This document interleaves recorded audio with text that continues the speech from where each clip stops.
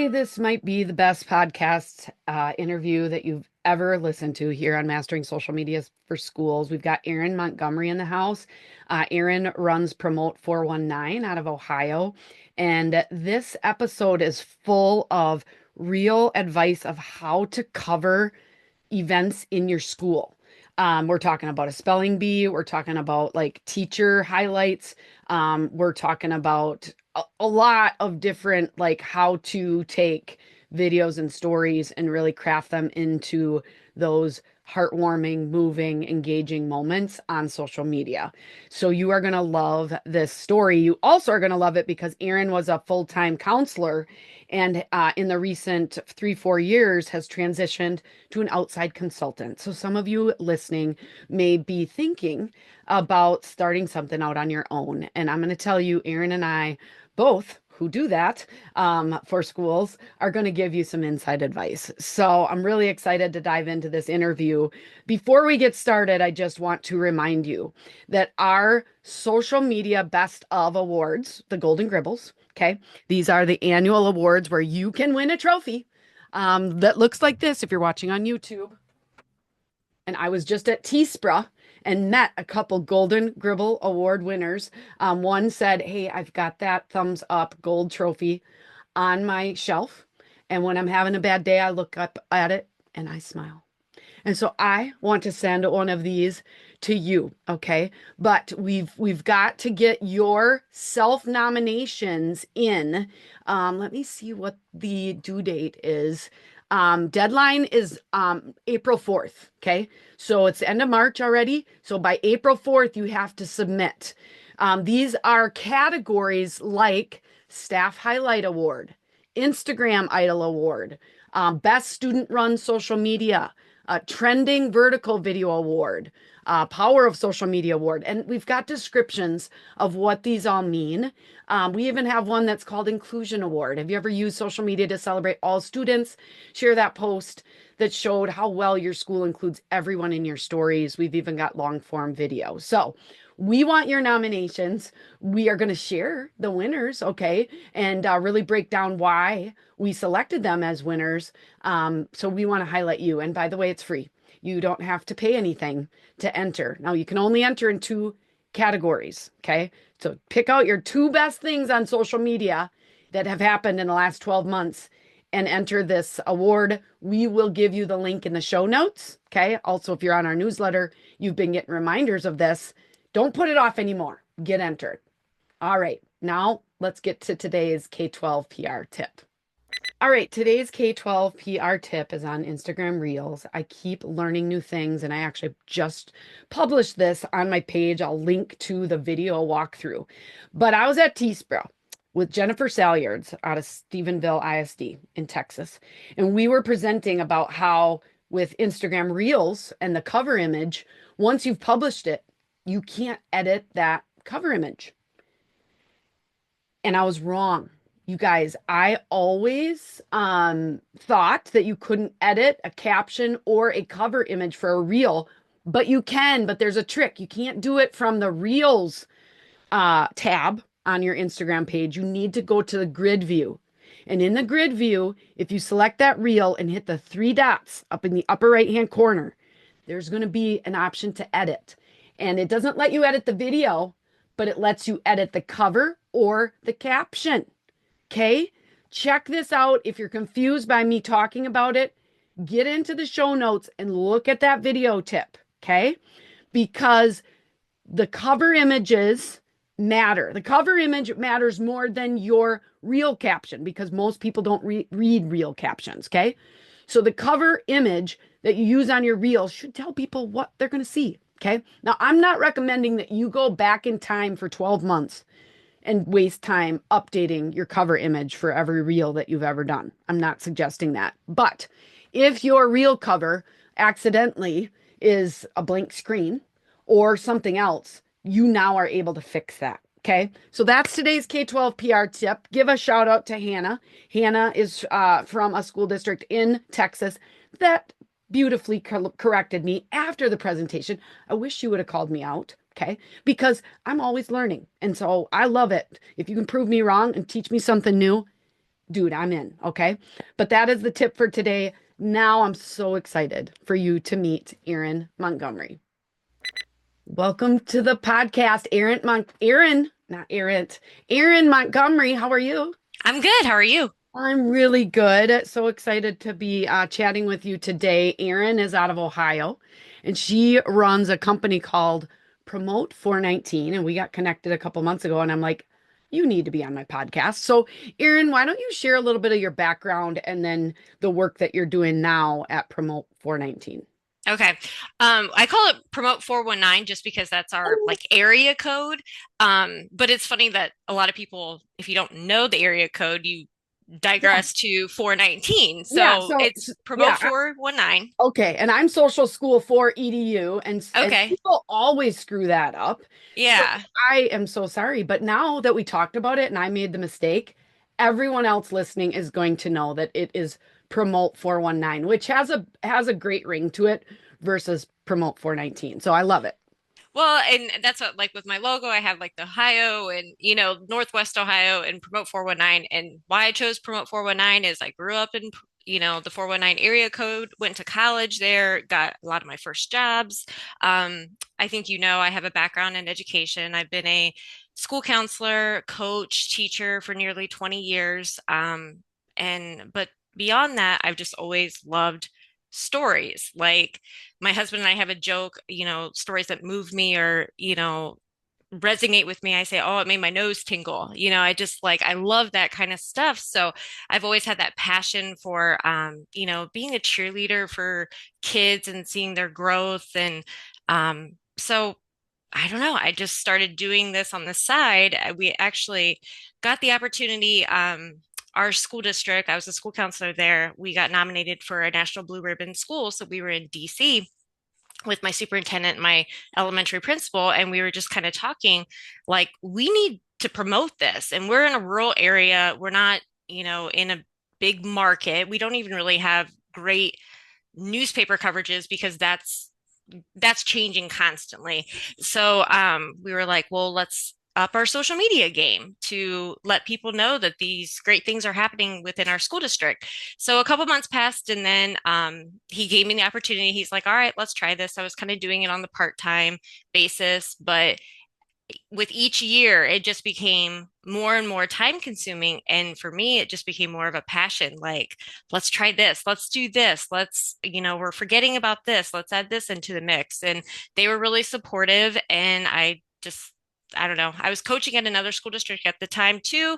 And they had asked me, they were making a big tournament run. So they're like, can you do some hype videos and things for us? So it just all kind of came together. And I'm like, let's try this. Let's like, use social media as a platform that, 419, again, we're rural Northwest Ohio. The biggest city in Ohio to us is Toledo, but where I'm at, we're about an hour and 10 minutes from Toledo. So it's, a little bit of a haul. It's not like we're on the local news every day. So, and every time we do make the news, they have to show a map like where exactly we're at. So I thought this would be a good opportunity to just kind of have a good platform to showcase all the great stories, spaces, people, places, everything in Northwest Ohio. Yeah. So And I'm sure that a lot of people listening can relate because they probably got into this role in a similar way. So, what year did you start doing social media for that first school district that you were a counselor at? let's see, 22? Okay, 2022. Yeah, 2022. And then when did you like fully kind of step away and now you're in a consultancy role, right? And so you still serve that same first school, but you serve a couple other schools as well. Is that right? Other businesses and Okay. yeah, like teams within schools and things like that. So Okay. my last year at my school where I was a counselor was last year, 2024. So this is the first full year that I've done it more as a consulting role. Okay. And how did you get connected with me? I can't remember. I had actually reached out to you back in maybe December or whatever, and we just kind of wanted to pick your brain a little bit and network because I think you share all the time, it's a it's a unique job, Hmm. right? And you're doing what you're doing, but it's not like you have multiple people to call upon to be like, okay, just when you brainstorm and collaborate with somebody, you kind of get an idea. So I love listening to your podcast and, get your emails and things like that. I'm like, I don't know. I just reached out to you and you were super generous with your time. And I even told my husband after I got off, I was like, I needed that. I just needed a little like, okay, I'm on the right track and that sort of thing. So that was good. Yeah, So that yeah. was a fun connection. And you Yeah. reached out in December. This fall I was struggling a little bit with my mental health. So I'm like, okay, Erin, I gotta wait until January. But then I think we got together then and we could have talked all day. And today we could probably talk all day. Can you just tell me like what channels that you're using then for the school districts and then maybe some of the even channels that you're using maybe for businesses? Sure. Mostly Facebook and Instagram has Okay. been a biggest part. Like again, when I started like dabbling in like videos and things like that, it all came from the pandemic too, because I was a school counselor at that point. I wasn't doing the day-to-day instruction that the teachers were, but I wanted to make myself relevant and still put my face out there for the kids to see and connect and things like that. So I learned on the fly and I'm still learning on the fly when it comes to like videos and things like that. But as we went back into school, we would have these like big weeks, like Red Ribbon Week and that sort of thing. And I would have all these pictures and stuff. I'm like, what can I do with these? And try to put them together. So then we started posting on YouTube and things like that. So that's still an avenue that we're exploring with the school district. But as you know, Facebook and Instagram, I mean, it's social media. It's like they want to know the information, get there. So, I mean, it's out there, but primarily Facebook and Instagram. And same thing with the other entities and stuff that I worked with. Like I said, I've done hype videos, I've done recruiting videos for, you know, local kids that are looking to put something out there on YouTube for colleges and things like that. So I've done a few things like that as well. Oh, okay. So like maybe sports related or Yes, yes, okay. yep, Okay. So I know my listeners and I know me. I would love to get just a couple examples of those like hype videos for the school and if you yeah, could share one of the videos you did maybe for a student if they don't mind. I mean, yeah. I know that sometimes that's kind of made for a coach, but and you weren't a professional when you started, but you got better as you did it, right? Like you learn as you go. Yeah, and I feel like I've been really lucky. Like the clients that I've worked with or partnered with or whatever, they're like, go be creative, go do what you want or whatever. And then I bring it back and I'd say the success rate's been pretty good. They've been Yeah, pretty happy with what I've done. So I guess I don't know, that's kind of the fun part of it when I'm kind of given here's the objective, go make it happen. make And it I happen. can just use my creativity to piece something together. So Yeah. again, I'm learning all different kinds of like, I don't know, opportunities for video and things like that. And again, the whole encompassing thing is, sharing great stories, but these kids, I mean, we're a small market. I mean, it's just we're a small fish in a big pond, right? And Mm. whatever I can do to help kids, have something tangible that they can use to get recruited or get noticed or something that they can share that they're proud of for the work that they put in, that makes me feel good. Yeah. I just heard an acronym that I had never heard before, and Aaron, you probably have, but it's called DIBS, and it's Mm-mm. Does It Benefit Kids? Oh, okay. Or does it benefit students, I guess, Students. with the Oh, S, okay? yeah. So does it benefit students? And I mean, obviously social media does. I'm going to throw you a curveball question, Aaron, that I did not put on your little thing, but it's Okay. come up recently, okay? Okay. With, the political climate that we live in, with some of the changes with social media companies and whatever, I'd recently in my membership group gotten somebody that said, hey, our school is thinking of jumping off Facebook and Instagram because our values don't align with their Meta's values or whatever. Hmm. And I mean, there's lots of things that happen with, whatever. She's like, she was kind of feeling like, gosh, that's like a mistake because we reached the most people there. Do you have any thoughts? And I know this is blindsiding you. So if you say because I can share a few of my thoughts, but do you have any thoughts in regards to that? Because I think, in some cases, some people are leaving those platforms to go to others, but it's still obviously the largest platform out there is Facebook, followed by Instagram, especially to reach parents and community members. So, what are your thoughts on that? I think it's something that you have to like watch and monitor. Like I said, I feel like we're in such a unique position in our like geographic region that we don't, I mean, it is one of the best ways to, tell our stories and share things with our students and stuff like that. I like when I do contract work for families and stuff, and I can give them the information or the videos and stuff like that, and then they have it, even if it's not something that they necessarily share on Facebook. Like I did the end of season football video for a local school, like just that they used at their banquet. And it's not anything that we put on Facebook, but they have that now for ever, and I Right. think that's kind of a cool thing. So even if it's not being pushed out on social media or even with schools, like if you create something, there's still ways to send that out to the families, whether via email or, something like that. You just get you change with the times, I guess. But Right. I still feel that Facebook and, Instagram are still really viable. Like our Instagram, we just started 2 years ago. I started it when I was doing more of it. And like, I feel like we need a different platform to just reach more of the students. And that continues to grow pretty consistently. So Yeah. I don't know. I just feel like that's where our people are right now. Yeah, and some of our folks said, like Holly Mitchell Booker is like, if you do not have your own social media presence, someone is going to create it for you. So then they're That's very telling the true. story.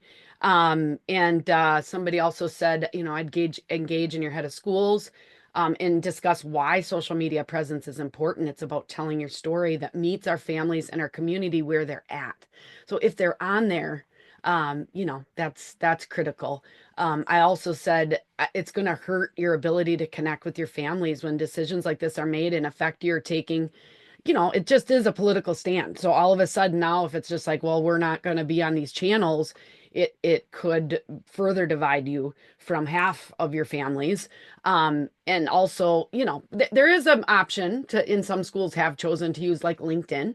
Right. But I still don't think that they're going to um, get the as big of reach as you would on Meta. Yeah. So, and not that things won't generally change, but I just did my survey of what schools are using now in 2025, and it's still predominantly Facebook and Instagram.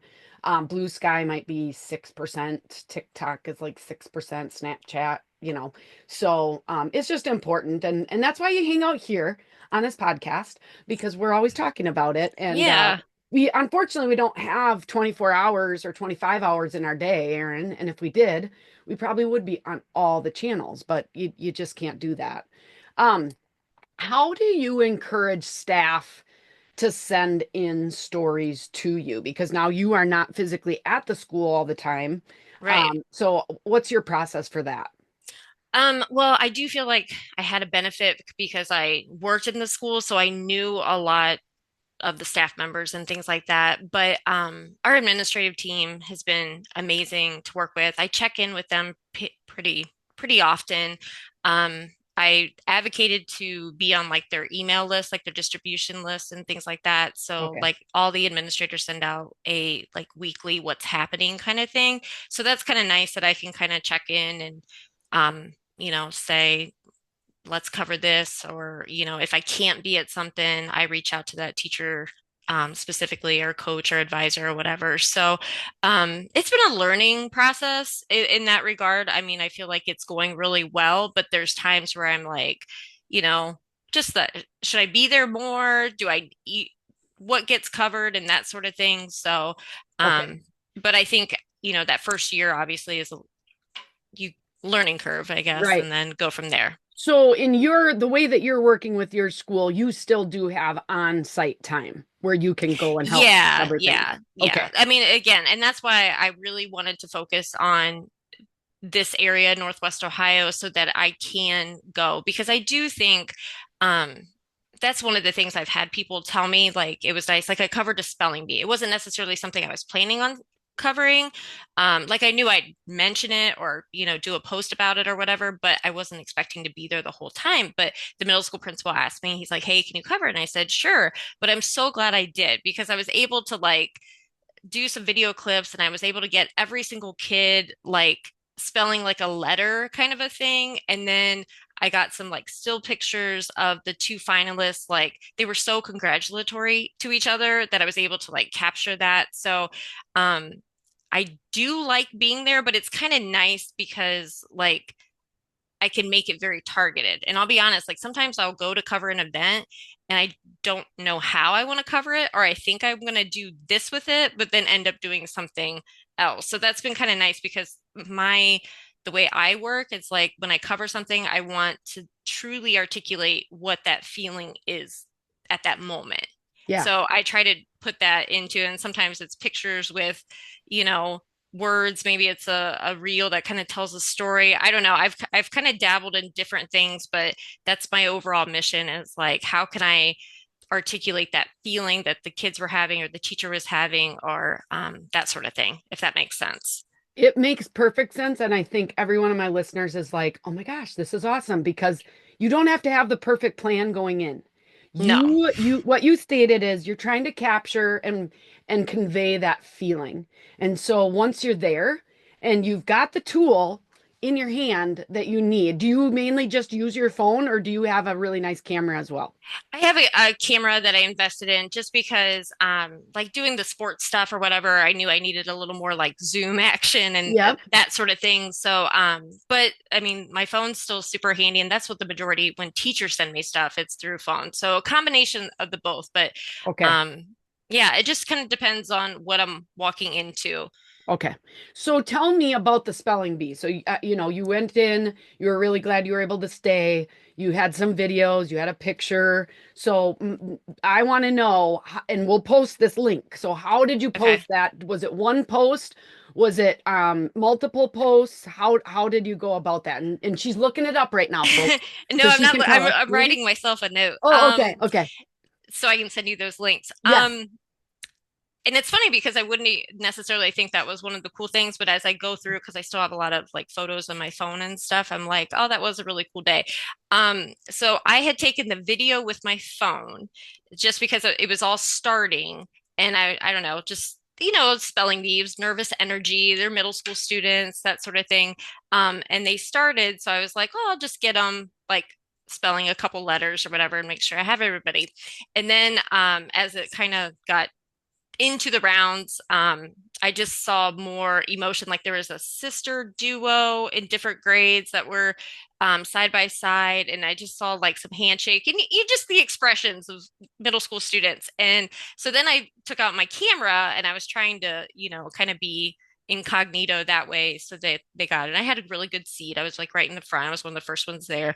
And so then as it got down to the two finalists, I just happened to capture them and their exchange. So then when I looked at the pictures later, I was like, oh, these are good, just emotion pictures. So it became like some still shot pictures with them congratulating the finalists and what their plan was. And then I went back and did the videos and clipped it all together, just saying how proud we are of these kids. It takes a lot of, you know, effort and overcome your nerves to Courage. get out in front of your courage, thank you, to get out in front of your classmates in your school to spell words and things like that. So in a lot of ways, like they all got the limelight, but even if they were out the first round, they still got a special like shout out and that sort of thing. So try to be as inclusive as we can with that, so it wouldn't have just been the spelling bee. Because I would say honestly, like going into it, who are the winners?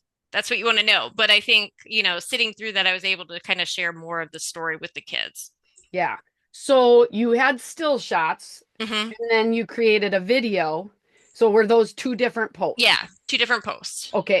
And was the video, did you mainly take it vertically or horizontal? Most of the video that I try to do, I try to do it vertically. Yeah, Vertically yeah, for reels. Okay. yes, So we're gonna get both those posts, you guys, for examples. And I love that. It's like behind the scenes, right, Erin? And yeah. that's better than the moment, the champions themselves, and that you were able to see all of those dynamics.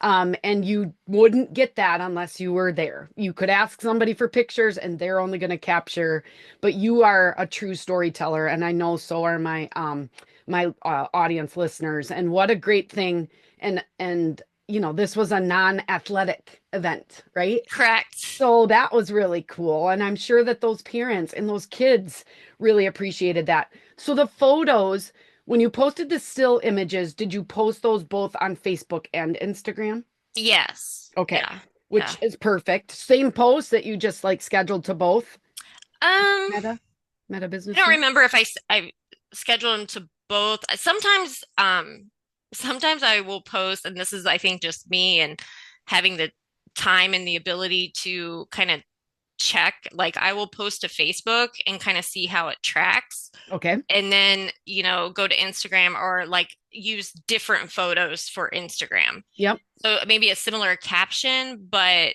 I don't know. If I take 100 photos of something, I try to make them different because we do have some like cross, followers that, so it's nice that it makes it worth looking at Right. both channels. Well, plus now on Instagram, you can go up to 20 photos, but you can't Right. schedule that in Meta Business Suite yet, which I Right. don't know why they can't catch that up. But if you want to do the full 20, and what I love too about Instagram is if you wanted to do videos and photos in a post, you can, but you got to Right. schedule those in the Instagram app versus Meta Business Suite. So, oh my gosh, I love that. Do you have one other, like one of your best stories that you've been able to share from a school, that you could share with us? You've given us a lot of Um, examples, so I mean, I'm really lucky because our school district, you know, they do a lot. They call it the Hicksville Initiative, and they do a lot through Ron Clark Academy. Have you ever heard uh, of them down in Georgia? It's all like full engagement, like classroom transformation, that sort of thing. So, like at any given day, um, there's teachers going truly above and beyond. Like I just had a title teacher send me pictures yesterday. She had transformed her room into the floor is lava with the red lights and the, blocks and things like that. And it's fun to share those kinds of stories. I did a series, well, it became a series called Real Moments, Real Aces,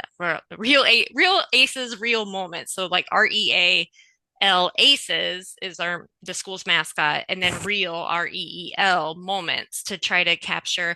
And it was a cross categorical room at first, and this teacher just goes above and beyond. She does baking with the kids. They do, some cleanup projects around. They go in and out. Like just what she manages in her day is pretty incredible. So I thought, oh, I want to shadow her for a day. It was an idea that I think I got from, your content and your ideas and stuff. I'm like, okay, let's try this.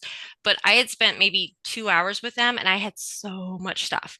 So, I mean, it was just so clear the relationship that she had with her kids and the fun that they had, that became the focus. So then after 2 hours, I was like, I honestly think I have enough. I don't need to spend the whole day with you. I think we can do something with that. So that was received really well. She was so thankful for that, spotlight. Not that, and teachers don't want the spotlight, but I think if you can kind of share with like how hard they're working, and especially teachers that have great relationships with kids, it's just really fun to see. I'm working on another teacher to do the series, but he keeps putting me off because I think he doesn't want that, recognition. So I don't know if I'm going to blindside him one day and just pop in and say, I'm here and I'm going to record. But I've done maybe 3 or 4 of those with different teachers and they've all gone over really well. I did a combo one of like our kindergarten team.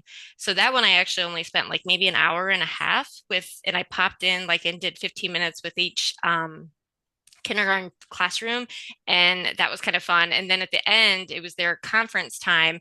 I was like, are you guys good? And they're like, we trust you, how are you going to edit this? And then they're like, well, can we just like fall to the floor? And I'm like, yeah, sure, that'd be fine. Because and then I joked in the post saying like that was only an hour and 15 minutes of their day, because you get the kids just chatting and they're, I don't know, they're kindergarten teachers. Like they have to be on. And that was kind of what the post was about. Like you have to be on, you have to bring your A game every day with kindergarten. And I think that went over really well because all those teachers are very well loved in our district and things like that. So yeah. again, just finding different ways to tell the story and share that. I'm actually was texting our music director. We have a middle school musical coming up, and I was like, can I come to see? But can I go behind the scenes? Can I go behind the curtains to get some pictures and stuff?" And she's like, "Sure." So I think that part, because I'm thinking post show, you always see the end, like, final curtain bow, but let's show behind the scenes of like how hard the kids are working and getting ready and being on as well. So Yeah, that's one of the. and it works a lot better to promote it that way than a flyer. So let's Oh yeah. get behind the scenes. Now, do you have some mini microphones? Do you use those when you're talking with kids? Yeah. Yeah, Okay. I try to. There's times where I haven't, I've Yeah. regretted not Well, you got using to it. do, Yeah. yeah, you got to do what you do. So the real aces, real moments. You have 3 to 4 of those videos. Can you share your Yeah. favorite one or two? Because Yeah. again, my listeners want to hear that. I love all the practical, hands-on advice that you are giving today, Erin. People are going to love this episode. Um, so I'm going to skip to this question of because right now you are on your own, and some of the people listening work for a school district. They've worked with them for a while, and maybe they might be considering jumping out. So, what advice would you have for someone who's thinking about going out on their own and trying to maybe work with several schools or schools and businesses to kind of help in this social media marketing digital world? What advice would you have? Reach out and let's collaborate, because I feel like it's a little lonely. Like you're trying to do this. I feel very lucky with the partnership I have, but I think that would be my advice. Like, I know that the school district that I'm working at now values that and they see the value in it. I've met or, tried to get in with other schools and I've had mixed success. I actually had one superintendent tell me, you're very brave for doing this, because most schools are cutting back on, just money that they spend in personnel and things like that. And social media is not a necessity, but I truly disagree. I really feel like you're missing an opportunity to share your story, tell your story, and like I'm not, you know, a full-fledged, like we're small districts. So like you don't have to pay me, insurance and yeah, to do all of those things, but to have someone tell your story and get community engagement, to shout out your businesses that support your students and your family members and things like that. I don't know, hiring needs. That was one of the things that I feel like has been a big drive for us that we've seen. Like we just posted, like every other country or school in the country, we're having a sub shortage and, the flu going around and stuff, they were really in a bind. So they're like, let's put it out on social media. And our superintendent secretary, I texted her over the weekend, like 2 weekends ago. I said, did it work? Like, did you get anything? And she's like, I had 14 applicants just within a couple hours of you posting. And, people were sharing it and stuff like that. And that's happened with an intervention specialist position we had over the summer and just some various things. So I think that's a key point. Like, if you're looking for a job and you want to go, people go to social media. And if they're seeing a positive environment, people smiling and that sort of thing, you kind of get an idea of what you're walking into versus crickets or just static graphics all the time. Like, ooh, I don't know. That's kind of my take on it. So I think there's value in that. So Yeah. I don't know. I kind of have that in the back of my head that kind of motivates me, that I'm like, no, there is a market here. There is an opportunity here. And I did some research on, levies and things like that. And they say, if you have those issues coming up, you have to lay the groundwork, a year Years to in 18 months ahead of time to yeah. say, this is what we're doing with the money. This is what so that stuff doesn't happen overnight. And if you just automatically appear and say, here we are, I think you lose kind of credibility. And Yeah. you know what I mean? Yes. Oh, totally. That's my take on it. Yeah, and I kind of come to the sense, I mean, I've been doing this now 11 years and I didn't even know this whole like thing, marketing or communications existed for schools when I started. But I would just say that with birth rates declining, with school choice increasing, I believe that every like good leader understands the impact that marketing and communications can make. And social media is being used on average 2.5 hours a day by the average American internet user, which most Americans are internet users. 2.5 hours. So if your school is not showing up, that is a huge opportunity missed. I was just at a conference in Milwaukee, did a presentation with one of the schools we serve. And after that, I have 8 overviews with different schools that are looking for help. So I'm just telling you as a listener, if you are thinking about this, there are schools that are near you that do need help. And whether you jump full off or whether you start part-time and trying to help them or whatever, I just want to encourage you. And Erin, you're even coming to our little retreat up in Stillwater, Yeah. Minnesota.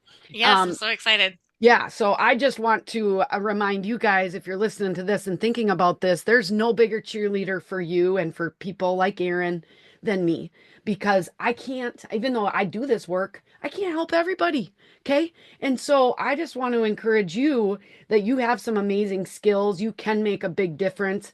And maybe you partner with 3, 4 schools locally to run it more like Aaron. Our business, we run it for 88 schools right now, and it's more all outsourced. Like we have to get the pictures and videos from the school, which can still work too. But I'm just so proud of your efforts, and I would totally agree. Social media is a necessity when students mean dollars. They do. And so if you can attract or retain students, or you can attract and retain those staff members, think of how much that costs the school when they don't have the right subs, and all of a sudden somebody else can't, the counselor can't do their job because they have to run a second grade classroom or, whatever. And so, gosh, I'm so excited to share some of your story ideas, Erin, with everybody. And we'll make sure, obviously, they'll have a link then to the whole page so you can continue to follow Erin. As we wrap up, what would you say? You've given us a lot of tips today, but what would you say is your best social media tip? Um, I guess try it. If you have something, piece it together, um, and put it out there and try it and then see what works and what doesn't work. Like the series that I did with the teacher, the first one, I didn't expect that to like go over and I was like, okay, let's try it again. Let's try it again and that sort of thing. But I can't be everywhere either. So like when like I had a teacher send me stuff. It was pictures, kind of like with what you do, what they sent. And you're like, okay, what can I do with this? And I think I tried like 2 or 3 different things and it just didn't like feel right or whatever. So I finally settled on something. I was like, all right, I'm going to push it out there or whatever. So I don't know, just try it and get it out there and see. The worst thing I do, I don't do it very often, but if I get in my head too much about it, then I end up sitting on it for too long. So I feel like as soon as you get it, whatever your initial instinct is to do with it, to go with it and get it out there and share the story. So it's kind of, I mean, it's hot off the press, it's, Right. things that are happening versus, last week or 2 weeks ago, this happened. I think that's part of social media too, that if it happened, you want to stay with it. So you're kind of sharing the story along with the kids as they come home and, share with their parents and stuff like that. I feel like that all kind of comes into the play and conversation. So, Yeah, we just had 2 conference championships for New Auburn, our boys and our girls. I was at the game. I got pictures after the game. I did little interviews with the players afterwards that I didn't publish till Sunday. But Friday nights before I left the gym, I made sure to make both of those posts, and I just used word swag. So, yeah, kind of similar to Canva, but it's yeah. not the best. But my gosh, by 10 o'clock that night, only an hour after the post, it's got, 72 comments. And so sometimes that speed is necessary. And so don't be so critical. And Erin, I would have like created something ahead of time, but I did not want to jinx it. Okay. Oh, yeah. I got a player on the girls team. So I'm like, I don't want to jinx it, but that's another thing you can do. Try to be prepped ahead of time. But I really love that advice. Get creative, try it. Some things are going to work. Some things work that you're like, oh my gosh, that was awful, but it worked. So I love it. I think some people listening, Erin, are going to want to be connected to you. So what would you say is the best way if people want to reach out to connect with you? You can find me on Facebook at Promote 419. Instagram is promote underscore 419, I believe. And then my website is www.promote419ohio.com. So Okay. So we're going to have all those links in the show notes, along with some of those examples that she shared. I think you are going to inspire some other little campaigns with what you share. So I love it. I really appreciate the work that you're doing and the time that you spent with us today. And I can't wait to give you a hug in person in June. If you're listening, that little retreat is already full.